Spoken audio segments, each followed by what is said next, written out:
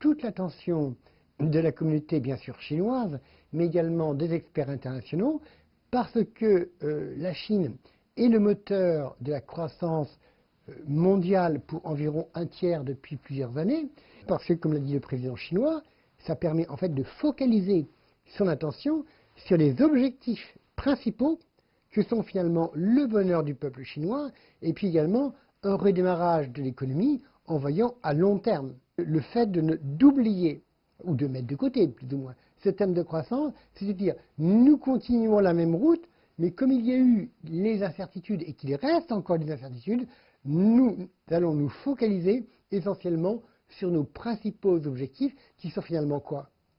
Les valeurs économiques, les valeurs humaines et les valeurs de progrès humain.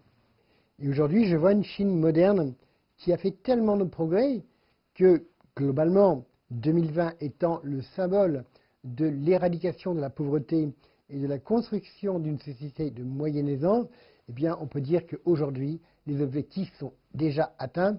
Donc aujourd'hui, la Chine est devenue effectivement le pays que souhaitait le président chinois. Ça ne veut pas dire que tout est fini, bien au contraire, il faut continuer.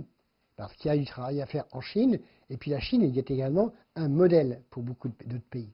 Donc je souhaite bon courage à la Chine. 2020 a commencé difficilement, mais c'est de toute façon tous unis qu'on va gagner. Et après, on sera meilleurs, tous.